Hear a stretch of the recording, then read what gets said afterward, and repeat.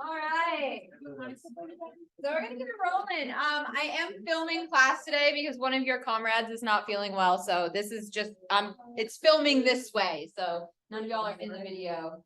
It's just filming. Can we all say wave? Okay, you're gonna get a wave from the class.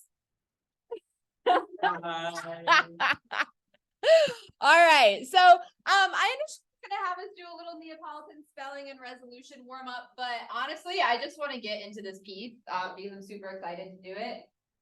So we're gonna, if we get through our discussion, we have extra time at the end of class. This class tends to be really packed because people have a lot to say, and we have a lot to do with this piece. So if we have extra time, we'll write and resolve some Neapolitans, but we will likely just talk about the Schubert the entire time.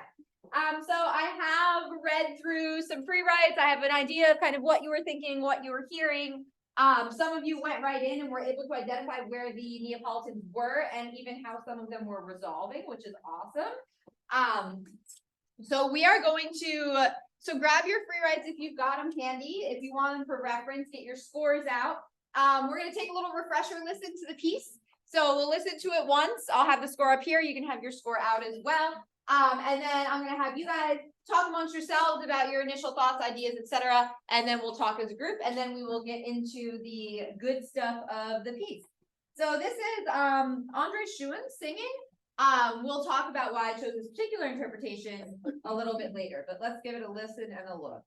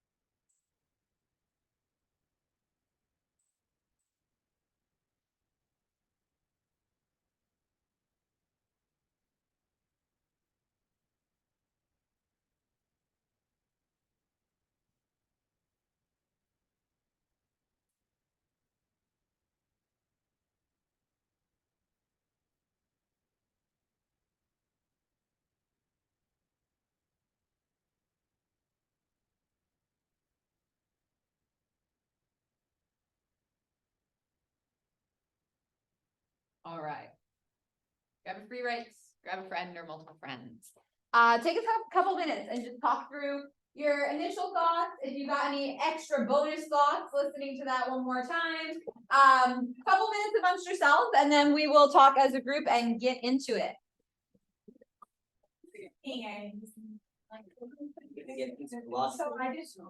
I'm pulling up a period source.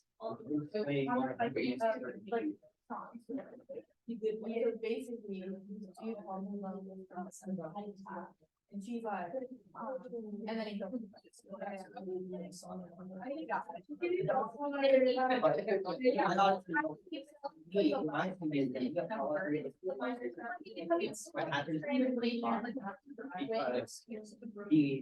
The use of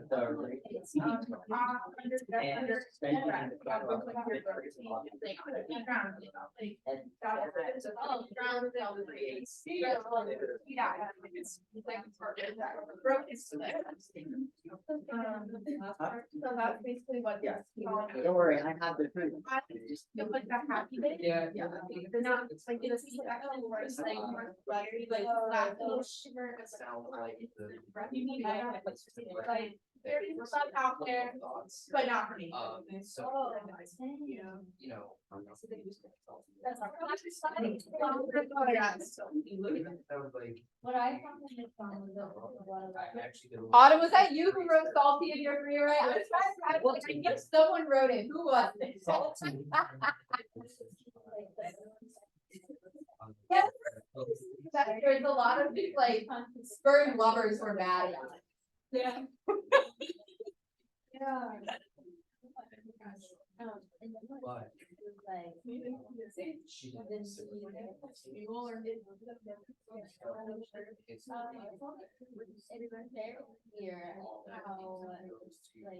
bro.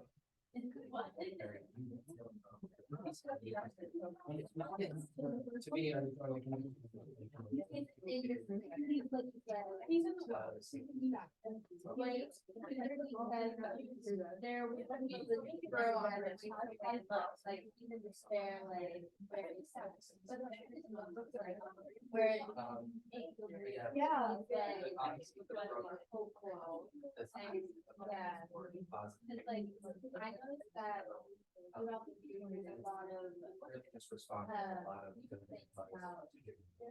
Flowers and the stars and heaven. And the first there was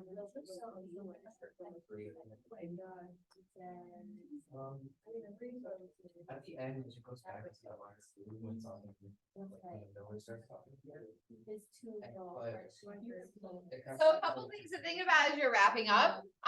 There are two voices in this piece and they're labeled, right? The Miller and the Brooke. So think about how you might describe the two voices, like how they're different and even how they're similar. And also I'm curious to hear what your thoughts are on the role that the piano plays in this piece. So with the Schumann that we did early in the semester, we talked about how the piano kind of continually undermined the text, right? The singer keeps saying, I bear no grudge, and the piano is like, you're full of shit. So the piano also plays a really integral role in this piece. So I'm curious to hear your thoughts on that. So take maybe like 1 more minute and wrap up what you're talking about, consider those points, and then we'll talk about it as section or like Like the words. It's like, it's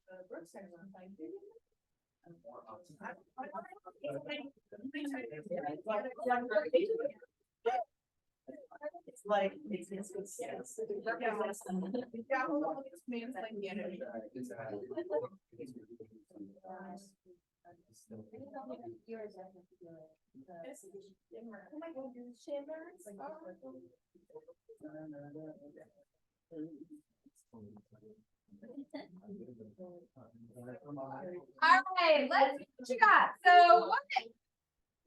what are our initial thoughts on this piece? What are our thoughts on the two voices? We've got the Miller and we've got the Brook. Yeah, there you go. So, I don't know if y'all looked this up, but this cycle of music is basically about this dude, and he falls in love. Bad idea. In classical music, it's always a bad idea to do that. Real. But then she's like, no way. And he's like, okay. And then he drowns himself. And this is a song that I'm pretty sure, isn't Wait, he drowns himself. like, You did a lot of. that's research. what I read. I'm not going to confirm or deny at this time, but we will confirm or deny by the end of class. Oh, but like the last Bro, she line of said he text said. is if I refer to my translations or your translation. Yes, under is cool rest. Brooklet, dear Brook, please just sing on. Like that sounds very like I'm drowning myself to me. Very interpretive. But he could also just be like drowning in his tears. For God, I don't know. Okay, good. All right, so that's something we're gonna keep in mind. Like I said, I will confirm or deny this hypothesis by the end of class. So that is something we're going to keep in mind, especially in relation to how the music confirms or denies this. Good, what are our other thoughts? Yeah, Michael. Yeah, in my opinion, one of the most, I honestly think this is more important than the way Schubert uses the Neapolitan. In measure 5, the use of the leading tone, as well as the piano accompaniment creating an E flat passing tone to D. Yeah. It is so, it's so dissonant, it cuts deeply. It sounds like a cry because it creates an augmented second. Yeah. It's just, I love it so much. Yeah. So this opening accompaniment, a lot of you talked about this in your free writes, the opening accompaniment being quite kind of like sparse and plodding. And generally speaking, harmonically, the first page is nothing to get really excited about, but there are these really specific uses of non-chord tones that are so hyper dissonant that add so much color to that opening sound. If I could also add, I listened to Fritz Wunderlich's recording. If I don't know if this is too nerdy, but I pulled up Marc-Antoine Charpentier Tableau des Energies des Modes, which is basically like a table of like all the keys and their affects, basically. You know, Fritz Wunderlich, he sung in G minor, which is serious and magnificent according to Charpentier, but this is an E flat minor. And Charpentier says E flat minor is horrible and awful. And but I mean, if you're playing in it, you sure as hell is. Yeah. Yeah, especially since they didn't have like equal temperament, so it would kind of sounded really. That was a rare key signature joke. You're welcome. Yeah. but really, it's like it's so depressing. Yeah. So any thoughts about this? Let's talk about the two voices. So we have we have the Miller and we have the Brook. I'm gonna put the score back up on the screen. So we start with the Miller. I know this might might seem, is it like, might seem an odd thing to focus on initially, but I want to talk about the time signature and how it's kind of divvied up in the accompaniment pattern. So we're in 3/8, we're in this really slow 3, but the accompaniment is consistently giving us downbeat in the left hand, and then right hand comes in on beat 2, holds through beat 3. Now, when we think about in the actual narrative what's going on, homeboy here is just like walking along the brook, spilling out his heart and soul to the water. When you think about how most people walk, it's a pretty even 1-2. So things like marches, any sort of dance music, they tend to be in even meters to parallel the way that we walk in an even way. This has a very uneven, almost limping kind of motion to it because we just have 1, 2, 1, 2. So it almost feels like there's a lopsidedness or like an extra effort to it because it's not even. So if you're imagining, okay, so nerd alert. When I was first learning hemiolas in college, I would a lot of times like speak them to myself as I was walking, because I would walk in 2, so I would speak the hemiola over my steps to make a 3/2. This is why I had like tons of friends in undergrad. But so you know, we naturally walk in a bifurcated pattern, a 2 pattern. So the idea of this person walking over top of or overlaying a very lopsided 3 creates an interesting kind of metric and rhythmic dissonance. Now let's talk about pitch dissonance just in the opening. So like I said, not extremely exciting. I'm sorry if my back to you. I'll move the piano in a second. Hardly nothing too exciting. We're in G minor, which most of you identified in your free writes anyways. So we just start out 1, more 1, more 1. This is chord. If we take away the pinky of the left hand in measure 4, we just have D, A, F sharp. D, F sharp, A in the key of G minor is 5. Yeah. So we have the dominant, but it's over this tonic pedal. So that immediately creates a dissonance in what would otherwise be a super bland, kind of boring harmonic option, right? 1 to 5. No one's excited about that.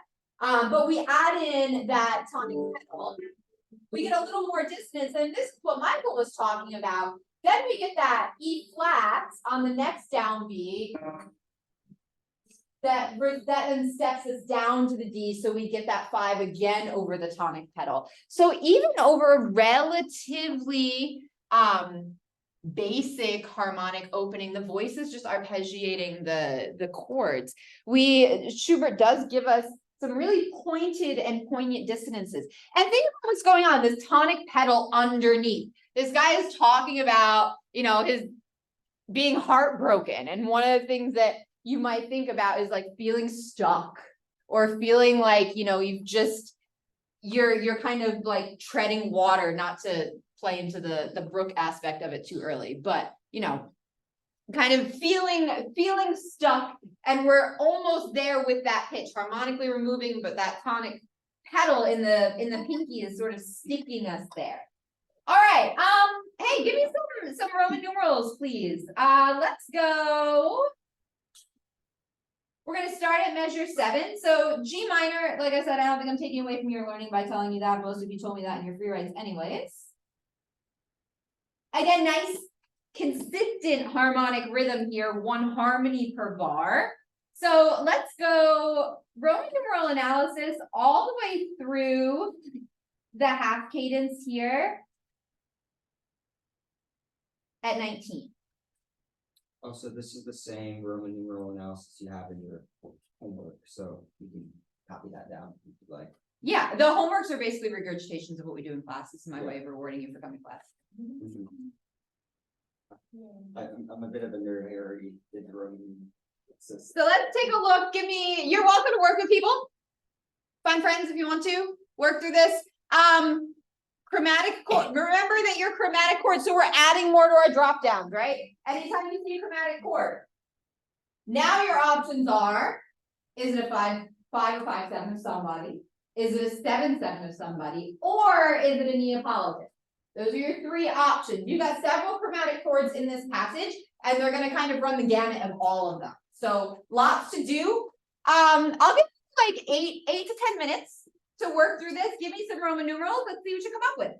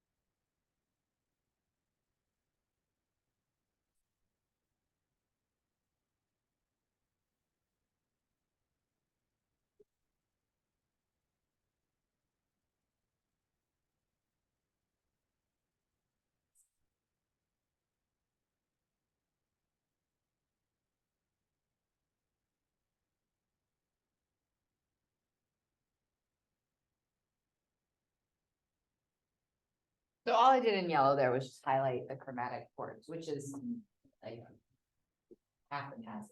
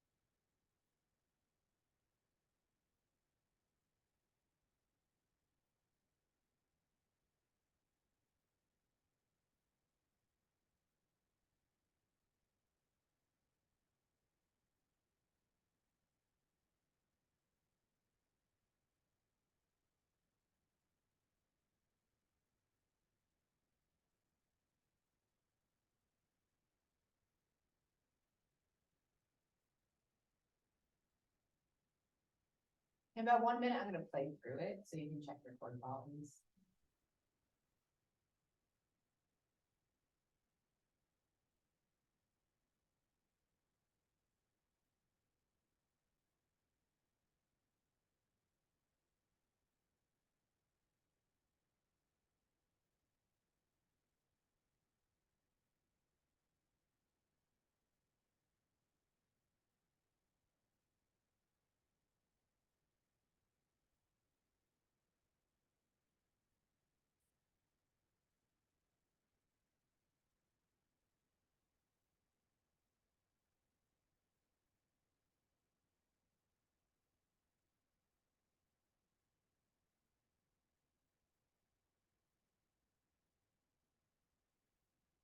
I'm just gonna play through this. And I'm not gonna play through it in time. I'm gonna pause at each chord and just maybe check your qualities. See if what you wrote down matches kind of what you're hearing. If you're going root and quality, or if you went straight to Roman numerals, always your call. But here we are, the first harmony I gave you. Second one sounds like this. Next one. That middle measure. Here's the third yellow measure. Listen to this chord quality. And then it goes here. This last measure of the first system is an interesting one and we'll talk about why in a second. Listen to this quality. And that goes here. Measure 15. 16. The best part is right here, measure 17. And then it goes here. So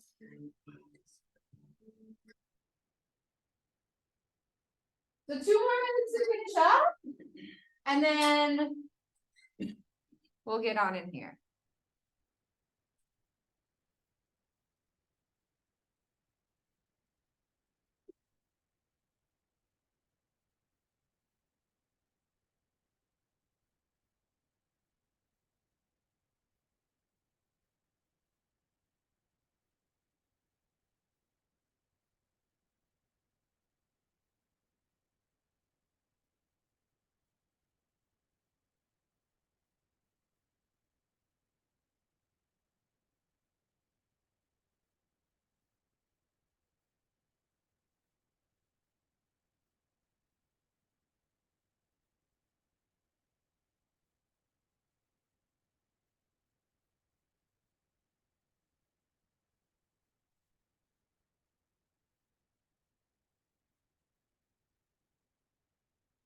Remember, if you got a dominant quality chord, it has to be the 5/7 of somebody.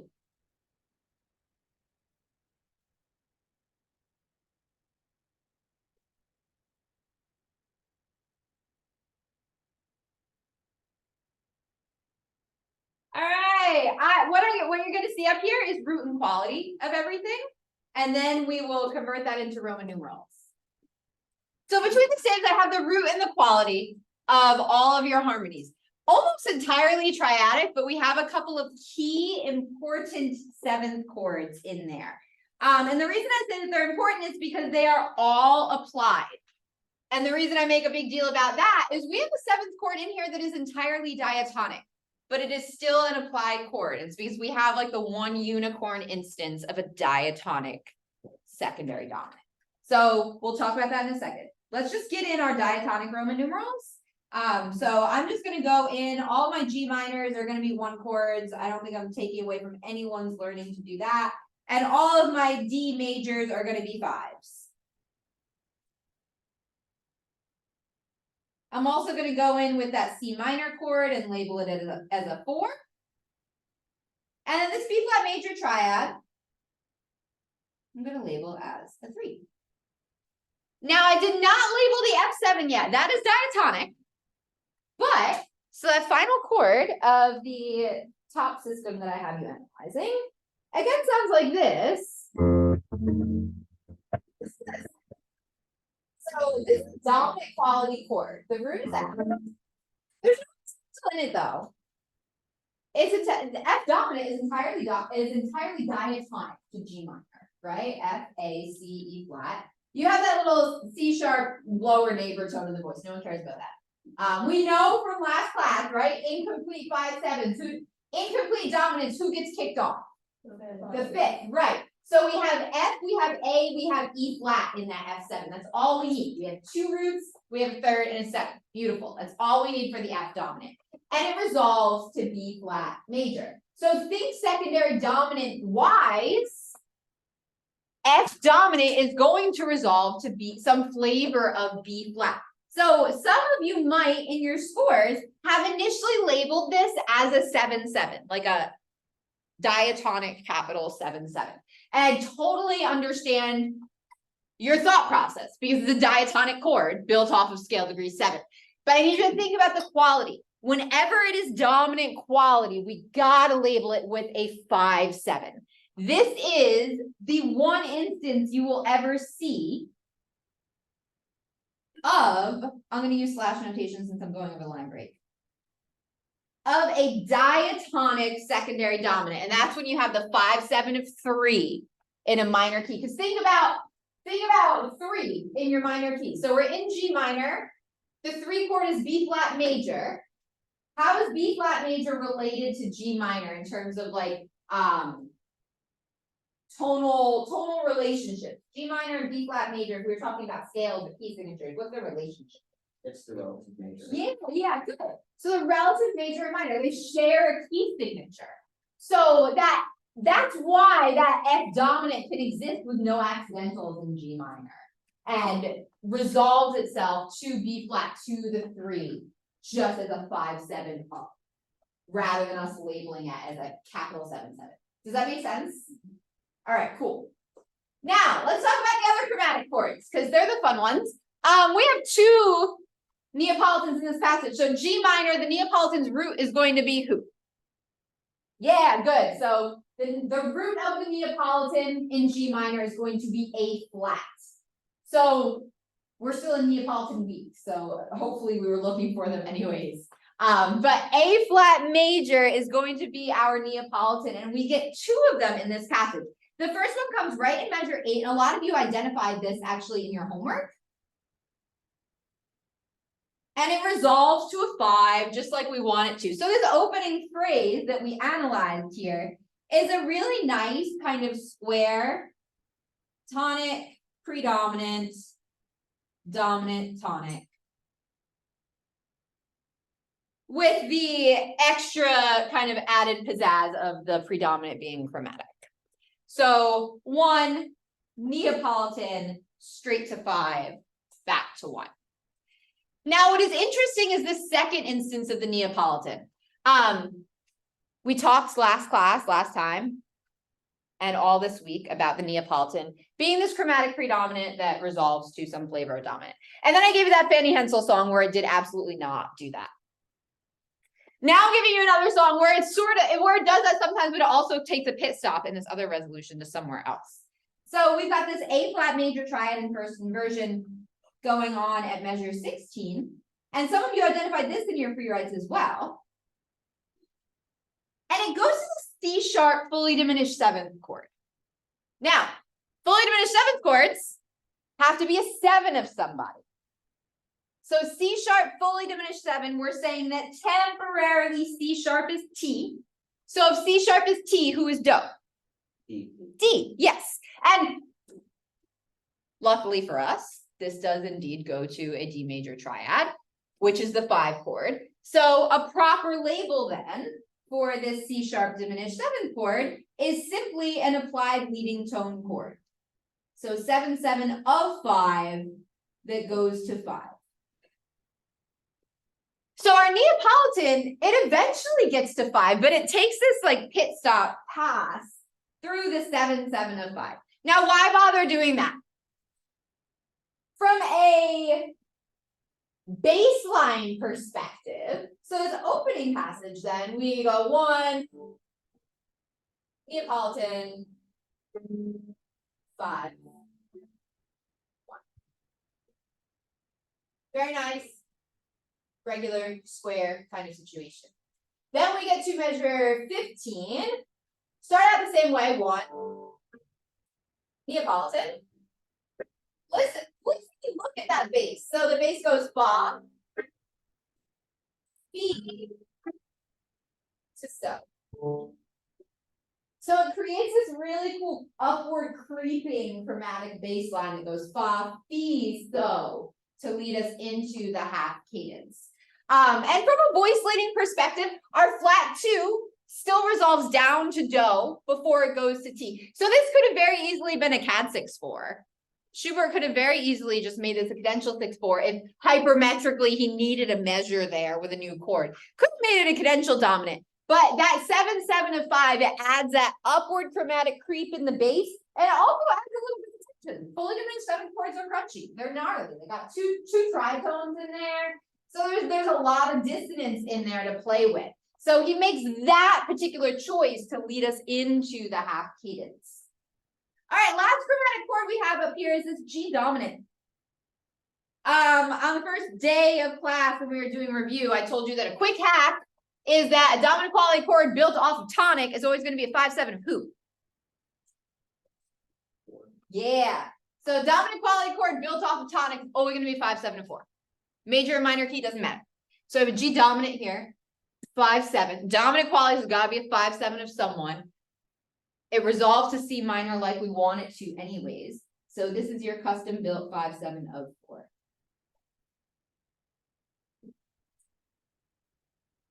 So just this little passage, you can tell just by the highlighting, even if we ignore the dominant quality chords, a lot of chromaticism just in this passage and all types of flavors of chromaticism. So we have some secondary dominants, we have a secondary leading tone chord, we have 2 Neapolitans.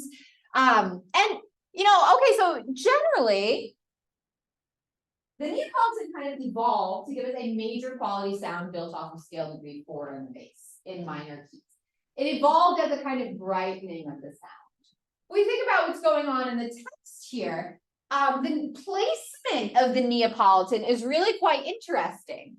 We're talking about lilies here, we're talking about tears here. So really interesting text placement of that Neapolitan in the minor key. Now, let's talk about the brook. So the miller is plodding along and lamenting his failed love life for this opening. And this final system is basically a recap of the first system harmonically. Nothing new or exciting happens there. And then anacrusis to the next page, we get this B natural, and then the brook comes in. Notated key change to G major. So we go G minor, G major, parallel major and minor. So the brook immediately kind of slingshots us into G major. Talk to me about the texture of the piano. The vocal line doesn't change texturally.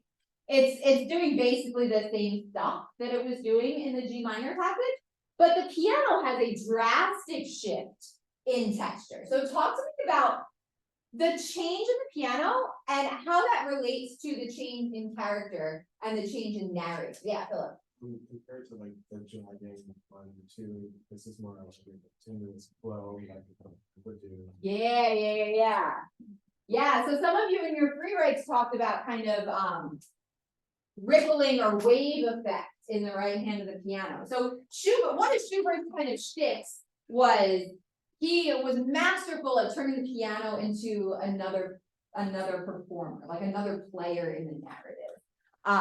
So we're gonna do Earl Koenig in about a month. We're gonna do it on Friday the 13th. I'm so excited. But that Earl Koenig is a great example of the piano behaving as a character in the piece. And this is another kind of microcosmic example of that. With the Miller, the piano wasn't behaving as the Miller. It was just kind of giving us some insight into his state of mind and his physical movements. But here we've got the brook and we've got the piano that is very, I think, pretty clearly trying to emulate or imitate the movement of water and the rippling of water in the right hand. And like Philip said, there's just a continuous flow going on here. The A section, the Miller section, was very kind of plodding and plunking, where this is really, really continuous with the 16 notes in the right hand. And the dotted rhythms in the left hand also lend a little bit of a lilt to this. All right, let's talk about harmonically what we have going on. So yes, we changed to G major. Cool. I want to do a little smidgen of harmonic analysis. Because we changed to G major and immediately do not get a G major triad. So I want to just do a little tiny bit of harmonic analysis, just the first system, to give you an idea of the soundscape of this B section in terms of chord quality. So I just want root and quality. I'm not even interested in Roman numerals. I'll slap them on there eventually, but I just want root and quality of this first system. 1 harmony per bar. You don't even have to be too concerned with inversion symbols. I really don't care. I'll play each harmony for you though. So 29 sounds like this. 30 sounds like this. Next measure sounds like this. I'm sorry. It's got that. And then it goes here. And that turns into this. And then we go here. So give me root and quality. Don't worry about inversion symbol. Root and quality of everyone in that system. You can work with people. Let's see if we can knock it out in like 2 minutes. Sorry. Get as far as you can. Buddy up with someone, split it up.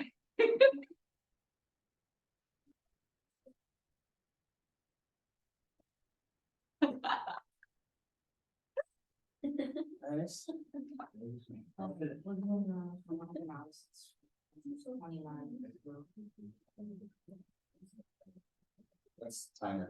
Do we have a timer or no? 2 minutes.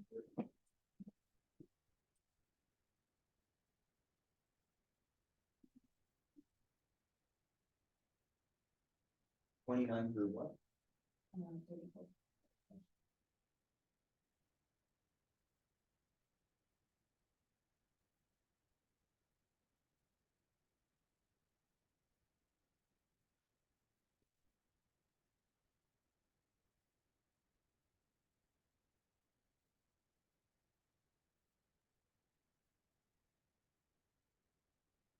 Okay, I know I'm totally rushing you, but I told you there's so much to do with this piece and I get so excited and then I run out of time. Give me let's just do ears only. Measure 29, what is that? Not quality, G is the roots. And it goes to the quality core. So, in technical terms, we have a 5, 7, 4. Okay. This. That's quality. A is the roots. Goes here. What quality is this triad? Sure. D is the root. We have a 5, 7, and 5 that goes to 5. Last two measures of that system, we turn this 5 into this. What quality is that? Also dominant. So our 5 turns into a 5, 7. And we go here to 1, which is what quality. So this entire system is constructed entirely of dominant quality chords and their major triad resolutions. And that rings true for pretty much this entire B section. So we go through the Miller and his G minor with all of its applied chords and chromaticisms. And then the Brook comes in, and it's not just the texture change, but it's just this wash of major sound. Major quality triads with their dominance. So it's just this brightening up of the sound that happens in this B section. We get that for the entire page. I know I'm going lightning speed now, I'm sorry. And then the Miller comes back at the top of the page. Now look what happens on the page. So just eyes on the page, don't even worry about anything technical. We are keeping the texture of the Brook. So this is like an ABA, right? ABA prime. Miller, Brook, back to Miller. So the Miller is speaking, but we've got the texture of the Brook going on. So we didn't go to the Miller's bonk, bonk, bonk, bonk. We just kept the texture of the Brook.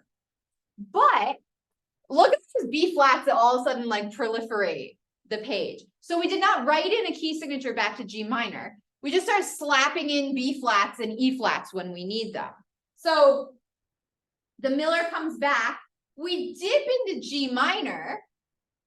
We follow basically the same harmonic pattern. So we could go in here and analyze, and we would have 1 Neapolitan 7, 7, 5, 5. So the same stuff we did on the first page. It's just we've got the texture now of the Brook.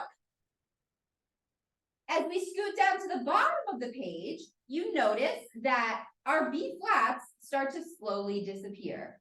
And we start to get just diatonic. So if you look through here, with the exception of some little passing tones, no accidentals. So G major starts to kind of overtake us as we get to the final bits of this piece. And the reason I'm making a big point of that is now I'm going to go back to the very first thing that Erica said at the beginning of class. Woo. So take a look at the text and the translation. We start with the Miller. G minor, very kind of plodding, stagnant bass line. Look at the text. He's obviously having a rough go. Then the Brook comes in. Rippling texture, G major, major triads, dominant quality chords. The Brook is talking about angels and roses and heaven and all of this stuff that when you just got like kicked in the gut. This is the type of stuff that would make me say, thank you, go away. But the Brook is it's talking about all these wonderful things and it's so rippling and bright. And I heard someone use the word iridescent and major and it's wonderful. And then we go back to the Miller and he's talking to the Brook and he's kind of saying like, I know you mean well. I appreciate you. We go back to G minor, but that Brook texture is still there. So we're G minor, but without the key signature change. So this is like a temporary scoop. We haven't gone back to full like Miller world. We're still in the Brook's world here. And the Miller's like, oh, you didn't thanks. You know, I appreciate you. And then we get to this last stanza. And this is what Erica was talking about. Under, yes, under is cool rest. Ah, brooklet, dear Brook. Please just sing on. This is when the B flats go away. Our B naturals are back. And basically the Brook has taken over. We're back in the Brook's realm. So to answer Erica's question, this is a 20 song cycle. This is song 19. Song 20 is the Brook, and the Brook is singing a lullaby. Ooh. So look at the music. All because she said nuh-uh. Look at the music. So the Beckline, liebes Beckline, all Brook, you sweet little thing. This is where we start. This is where the G major takes over. And this is, if you can imagine it, this is the moment where the Miller is physically converging in space with the Brook. G major is starting to win over. The Miller is sinking under, becoming one with the Brook. Yes, this is my confirm or deny. Yes, the subtext is the Miller does basically literally become one with the Brook by the end of this song. Now, last thing I'm going to talk about is I said I would mention why I chose specifically Andre Schuin to play for you in class. And I think it's a lovely interpretation and I think he's underrated. But the other thing is, I want you to look at this album cover. Whoever chose to photograph this album cover, I hope they got a raise because look at that. What? So the lighting options make it look like he's underwater. So not knowing what goes on in this song cycle, you can just look at that album cover and be like, okay, good, that's fine. He's kind of. But the lighting options make it look like he's underwater. If you ever come to my office, on my piano, I have a candle, one of those gel candles. So the last year sophomores, we obviously did this piece as well. And last year sophomores and I got very close because we all trauma bonded because I almost died in front of them. So that's just how that happened. But one of the students, after we did this piece, was so kind of enamored by it. She made me, there, you can see it's on my piano, it's a gel candle. And there is like, that's what that is. Skeleton and a little headstone. She made the Miller and the Brook for it's a blue gel candle, so it looks like water. So that it's on my piano. People ask me about it all the time, and that's the story behind it. So due for Monday, you have homework on this, and you also have a free write due on our next piece, which is Nathaniel Dett's Deserted Cabin. I have the score up here if you would like a hard copy of it. Speaking of my office door is open and there's a Ziploc bag of cookies on my desk. Full disclosure, I made them on Tuesday. They were the recital class cookies, but I had too many to fit in the cookie jar. They are fair game, go at it. They're ugly, I'm never making that recipe again. They taste fine, but they just are not very aesthetic. But you're very welcome to grab some. You could just go in my office on the way out. Eric is like, boom.